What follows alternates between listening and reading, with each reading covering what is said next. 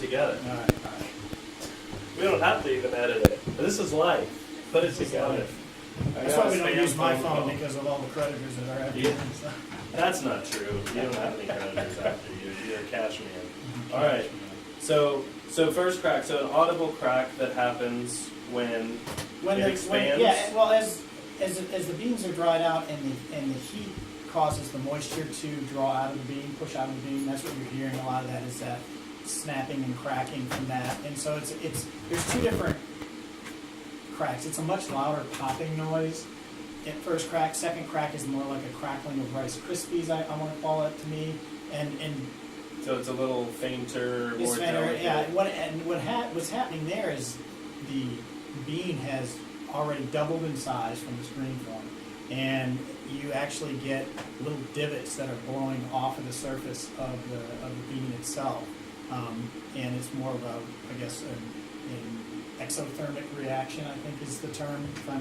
Okay. I could be wrong. What happens after second crack? After second crack, you're going into and prior to that, you're putting on a roast characteristic to the coffee. You're muting the acidity, the body is coming up, and there's a tipping point. If you go too far, then the body starts to thin out, it gets ashy, it'll start getting burnt. But there is an area, depending on the bean, depending on how dense the bean is, there is an area where you can balance that bittersweetness with the roast characteristics the roastiness that you're creating in the coffee, even as you mute the acidity. Some of the higher acidic coffees, like Kenyans, are really good for darker roasts because they maintain, they hold on to it. Some Colombians that are high grown, acidity, yeah. Anything with that is a really high grown, dense bean that has a bright acidity will handle a dark roast really well. Cool. You can do darker roasts. So what's better as a light roast? Generally, what are some countries that are better? Generally,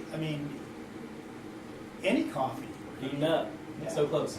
Any coffee, really. Okay. And it's what you want to bring out of the coffee. there is a point where I think it's too, what I call a term that I learned from Mike Sivitz, who used to be in coffee and sold me my air roaster many moons ago, and he would call it Anglo, and that's below 13% moisture loss. That's how I do a lot of these samples. I'll weigh it pre-roast and I weigh it post-roast, and then I'll do the calculations and figure out what the moisture loss is. My particular taste buds, I like something that's anywhere between 13 and 15% moisture loss. Moisture loss, and after the roast. So it's still in a light roast and getting close to that medium area. As you start getting up into the darker roast, you can lose 18 to 20%. Okay. So it keeps losing and gets lighter as the roast. So that's the long and short of it. It is kind of, sort of. There's a lot in between. Yeah. So I teared this. You teared it? I teared it. It's at 195 degrees. All right. We're going up to 500 grams. Are you going to do it? Oh, you do it, please. Well, no, you can do it. Go ahead. I'll watch. But I'll time it. We're doing 4 minutes, it, right? So we're at we'll do 7:30. So you're saturating the grinds. Yeah, I'm just going to saturate it. Let it bloom, as it were. Yeah. For 30 seconds. Roughly. Yeah. And what's going on in there? I see a lot of bubbles. Yeah, it's kind of outgassing. Mm-hmm. Some lifting, some lava action, volcanic stuff. And there's different ways. This is the most simple way to do it. Go ahead and put your coffee in, get your water ready, pour it a little bit in. Enough to saturate the grinds. To agitate, saturate the grinds. Give it 15, 30 seconds, whatever you feel is good. When it stops like swelling up in there, and then pour out the rest of it. And when was this roasted? This was done yesterday. Yesterday, so another 1 day roast. So we're gonna get. You're close. Yeah. 400. Slow it down. Boom. There you are. 500. Really close. Cool. Okay. So, all right. So then what? Now set your timer. Let me do mine real quick. My stopwatch. We're at 4:40. So 8:40. Should we go ahead and brew the other one? Yes. Yes. I can do that. All right. You can tear. Yeah, I'll let you do something. I want to hit a button. Let me touch a button. All right. Now we can see this one. This is a glass Bodum, same size, 32 ounces. And this is a lighter bean a little bit. Mm-hmm. So, man, you stopped it right at the same. That's crazy. 132. I've been doing it a long time. Yeah, a little bit. It just happens. So timing this one. So what's going on?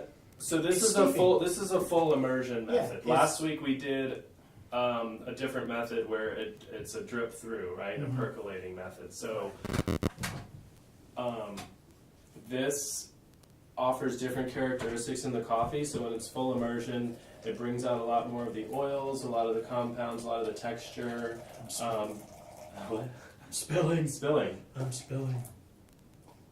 So close, so close. One more dab. Look at that. Good. All right, golden. Here, you can have that. All right, I'll have that back. Put it back on deck. And so we're like 1 minute behind. Okay, cool. So full immersion.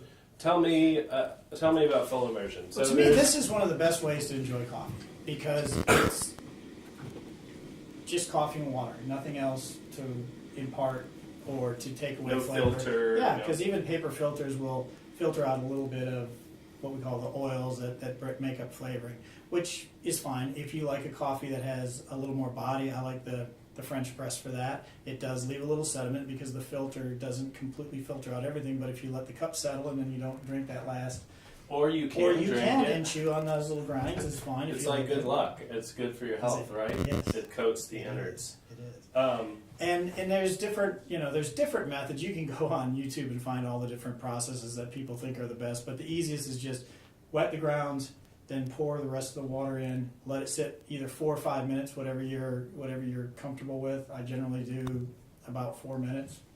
my boo likes it at 8 minutes. At 8 minutes. Yeah, Okay. she likes it really Well, then we can do strong. 5. No, let's do 4. Okay, so 4 minutes, generally a 1 to 15, 16, 17 ratio. Yeah. Anywhere from 1 to 11 to 1 to 15, Okay. 16, whatever. So whatever we you did want to go. 31.5 grams dry, Yeah. 500 grams of water, 4 minutes with the bloom, Yeah. and then you plunge it and you're Like I done. said before, I think if you want to break it down, I usually use grams of water. So for every gram of water, I use anywhere from What 0. if somebody doesn't have a scale? If they don't have a scale, then they can measure it. They can use level tablespoons of ground coffee per 6 ounces. So you have to know how many ounces you Gotcha. have. And that's just a rule of thumb. And then you can adjust it up or down depending on what you want to get as far as What taste. kind of flavonoids Yeah. you want? So I mean, off the cuff, it's 2 level tablespoons of ground coffee per 6 ounces of water. Cool.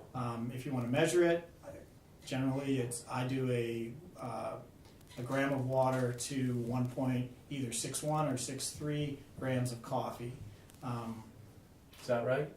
1 gram of water per 1.6 of coffee, or the other way around? No, Oh, each for the gram- conversion. Yeah, for Gotcha. each gram of Okay. for each gram of water. Yeah. So if you do 1,000 grams of water, then it's 63 grams of coffee. Got it. Now, on the other side of it, that's a little more than a liter because water weighs more than volume. So if you're doing volume-wise and you just have a scale and you want to do volume-wise, then I usually convert it to 55 grams of coffee per liter of water. Okay, cool. Write that down. Show notes. And test it. And tell that's us. just me. Yeah, I mean, it's a starting point, but that's We're almost done brewing. I'm going to Yeah, go grab 4 2 more minutes, mugs yeah. because we've got 2 coffees to taste on both ends of the table. Oh yeah, that's right. Yeah? I forgot about that. Okay, so entertain them, Ed. So 10 seconds. I'll show you how to plunge it. That's my entertainment for the show right now. I'm plunging it. We're at about 4.5 minutes. I just plunged it. We're a minute behind on this one. Cool. So, Barbara Donovan mug. Evelyn Jordan mug. Baton Rouge, New Orleans. Baton Rouge, New Orleans. there you go. And then all over the globe. Next week I'll bring some of my vintage. Wait, why are you doing that? Oh, That's not. This is for this. yeah, pour that in there. Stop it. What are you doing? Gosh, you're so- I'm you're going to always rinse it messing out. things up. Golly, come on. You're just testing me. Oh, I'm just going to heat it I'm up. really that dysfunctional. Well, we got to have our coffee There first. you go. We coming up on 5 here, so. So we've got Brazil in the Let that go. tank, cooling for a minute. So this one's a little nuttier. Yeah, This it's one. hot. Yeah, we gotta let it Too cool hot down. right now. Yeah. Done with this You guy. didn't burn your goozle. Cool. So almost there. Almost there. So coming down the line, we're gonna do another bag of coffee. We're going to bag some coffee upside down beans. Yeah. We are. As soon as you pick what you want as the upside down coffee. Yeah. So it'll be direct to you guys. Very accessible. We're gonna start with Colombia, a limited run, roast to order. Thank you, sir. So look for that very soon. Probably in the next couple days, I'll put a post up about it. And please comment below in the comment section and subscribe, like, and share. We're gonna just taste these coffees and be on our merry way. I think so. Okay. Yeah, and then I'd like to talk again about the evolution of coffee maybe next week that we did on the podcast, like how the waves of coffee have happened. So what do we got here? Smell.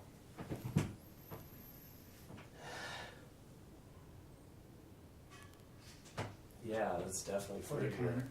What a contrast. Yeah. Now I could have probably gone a little finer with the grind on this. It's a little bit light, but we're just still playing off the cuff here. But it'll be drinkable. So this is a home cupping. What do people in specialty shops do these days? Well, the process of cupping is a process where you're roasting, grinding, and setting out bowls with coffee and going through that process of evaluating the coffee on a professional level. It's generally done between buyers and growers to assure quality and that there's no defect in the coffee. Number one. Number two, that it has the attributes that you're looking for in a coffee. It's strictly done as a tool to, expedite doing a lot of different coffees at the same time and evaluating coffees. A lot of roasters use it when they bring in a lot of samples from a lot of different areas, and it's generally done on a table that actually is a round table that spins, and they're set up in different configurations, generally 3 to 5 cups of each origin, and then that's just to make sure that there's consistency in all the coffee. That it's not just a fluke. Those professional ones, they grind it. They saturate it, they use spoons to break the crust. There's a crust that forms just like it does in the French press. And that was originally between just growers and buyers, and now it's gone to specialty shops. Yeah, because it was something, it's kind of like wine tasting. Sure. It was this kind of secret little thing that the industry did. And that was the thing, it wasn't a secret, but it was how guys evaluated coffee for defects and or flavor and quality. And it just kind of got popular as shops started introducing that to the general public. My personal belief is, though, that for the public, it's fun showing them cuppings like that, but to learn how to actually adjust your palate and get used to. I've been doing it a long time, and I still wouldn't call myself a professional cupper by any means. I'm always consider myself a novice in coffee, and I just like to brew coffee the way my customers are going to drink it, and that way I kind of have an idea of how I need to adjust my roast. Yeah. Otherwise, if I'm just doing it in a professional, realm, then that doesn't translate to my customer taking it home, putting it through a Keurig or a Mr. Coffee or using a French press, Yeah. And so I can make adjustments that way. Cool. For me, Yeah. you can do it however you want, but that's how I do it. Have you tasted it? Yeah, it's good. It's my style. And that's different ways to cup and taste, but our goal here is to make it simple, accessible, and fun. Is it fun for you guys? Are you guys having fun? I don't know if they're having fun. Maybe it's nails on the chalkboard kind of thing. But we will. If they're not having fun, they can go check out another video. Last week's was fun. I'm having fun. That's what matters. I'm almost there. Okay, I have a couple more sips. Yeah. All right, so what did you pick up in the Brazil? Man, it is really nutty on the nose for sure. It is. Traditionally, Brazils are what's known as soft, sweet, with a nice little body. They generally will have caramel notes in them. They'll have a little nuttiness. That's just how they are. And then African coffee is going to be all over the board depending on how they're processed. This is a pretty straightforward cup. It's rich. Mm-hmm. It It has a little nuttiness, chocolatiness. Yep. As you roast darker, and this isn't roasted real dark, but as you get into the darker roast, you'll start to develop more of those chocolate notes. Yeah. So it's a great, if you're just a regular guy that just wants a regular cup of coffee, doesn't want any weird things happening in it, then Brazil is a really good coffee to just, enjoy every day if you're just an everyday drinker. But again, it has that trademark clarity, cleanness from the air roasting. In my opinion, pat, pat, pat. You don't have to pat yourself on the back. I'll pat you for it. I really enjoy that. I want it to clean out. I want to finish, but I don't want that bitter part after to hang out too long. Brazils are great blenders. Traditionally, they're done as with a natural process they call pulp natural, and that's where the seed is allowed to dry out inside the cherry itself. And then they have some different variations. Without any interrupting that. No, They usually put them out on patios. Sometimes they'll use mechanical dryers depending on the situation and the size of the state washing station. I mean, there's variations on that. And they're always coming up with new and modern ways of processing coffee, which has really helped coffee out a lot. It's in today's coffee, to me, it's difficult to find bad coffee. Yeah. I mean, there's just different, It's almost the exception now. Yeah. Rather than the rule. Yeah. I mean, most countries are doing a really good job at processing, and because they want to sell their coffee, and they want to do better. So. Cool. So, there's your Brazilian fox, Brazilian pig, or rabbit dog. Am I done? I can't drink anymore. I'm just showing with the geography or okay. geometry of it. Okay. You're cut off. You're cut off. No more. That's it. All right, cheers. We didn't cheers. We didn't cheers. We're cheersing the Burundi. I've already tried it too, though. What are you getting? Excuse our slurping. Lemon. Lemon?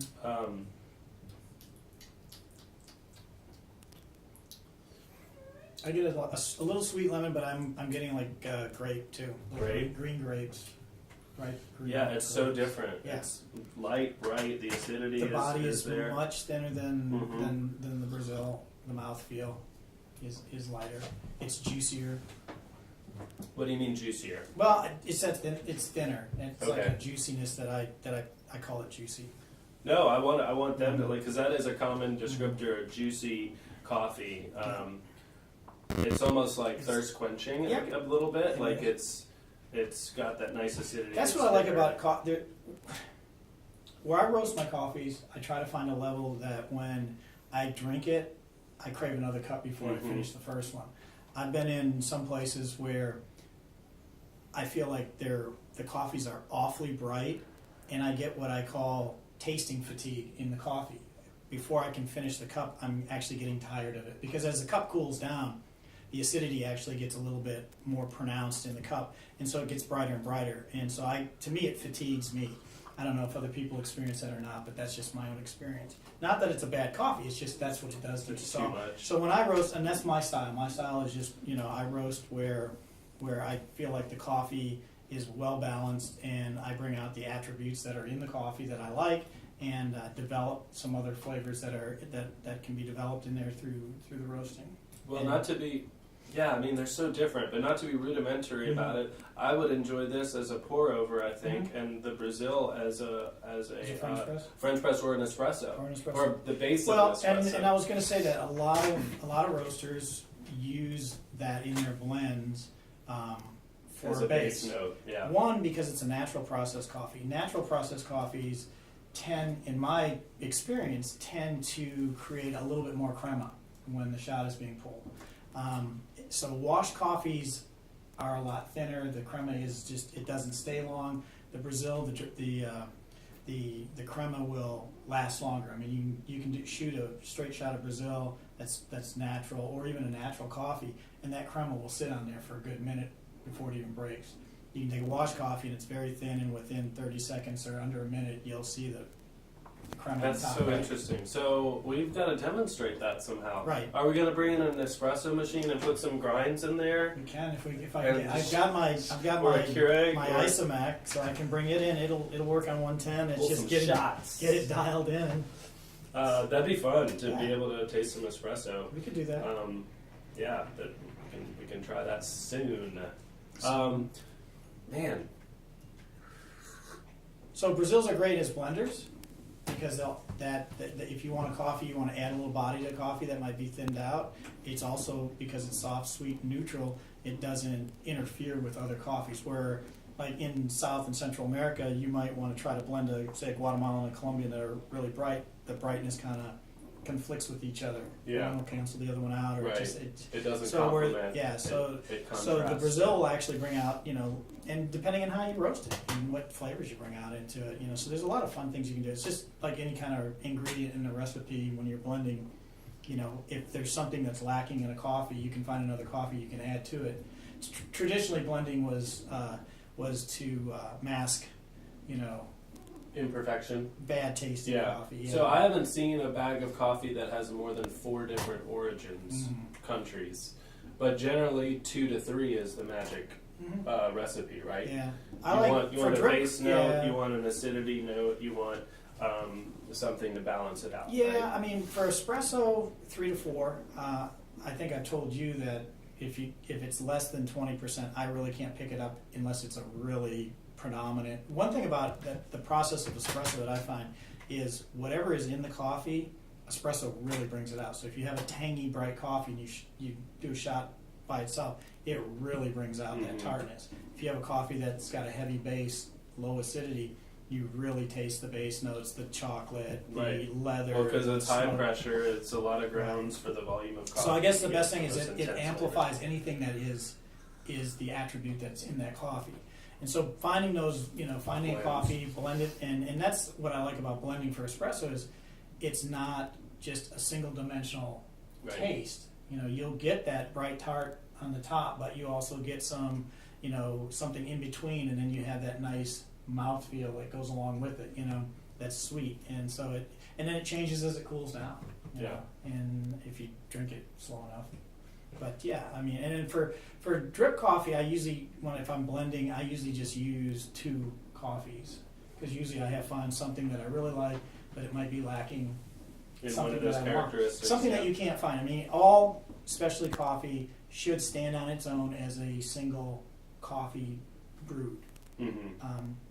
But it's If fun to add things that aren't in it that you might want in it. And if you know all the different coffees, it's like a recipe. It's like adding a pinch of salt or a little more garlic or whatever. That's what you're doing with the coffee. It's like you want to add a little acidity or you want to add a little sweetness to balance something out that's not there. That The you can't perfect do in the brew. roasting. Yeah. Yeah. Awesome. Well, Burundi, from Brazil to Burundi and back, Western, Southern Hemisphere, Yeah. Eastern Hemisphere, very different. Do you you haven't roasted these for your bags, right? The Brazil is mine. Okay, the Okay, Brazil Samba. It's a Samba. It's a Samba. It's from the Oberon. It's the Cerrado region. Oh, so retraction. Last week we said we weren't trying to sell coffee. Oh, right. We weren't. We aren't. That isn't like our primary. We want to educate and have fun and do this, but we will plug some coffee. We'll plug a some little coffee. bit. And we will sell some coffee. We will sell. So I we mean, do have to. That's our first retraction, episode number 2. We are Get gonna it sell, out of the way. Yeah, we are going to sell. So I say things that aren't always true or correct at Correct. the time, and you go along with it, and then you should have corrected me. like it's you okay did to with the change your country. mind. It's okay to Yeah. mess up. It's okay to make mistakes. We're human beings. Africa is a continent. It is not a country. However, it does inspire and motivate us to find out what the answer and solution Is is. it okay that it looks like a country? It is so okay. Okay. I mean, it's all made up anyway. Right. Somebody just decided to call it a continent instead of a Right. country. Right. At some point, it's all made up. Right. Okay. On that note, cheers. Cheers What's your again. favorite? You like them both? I like them both. It depends For- on what for I'm looking different for. reasons. Yeah. So. I think that's all today. Good? Mhm. Yeah? Juicy. Dark and rich. Mhm. Love it. Peace, dudes Dudes and dudettes. and dudettes. See you next week.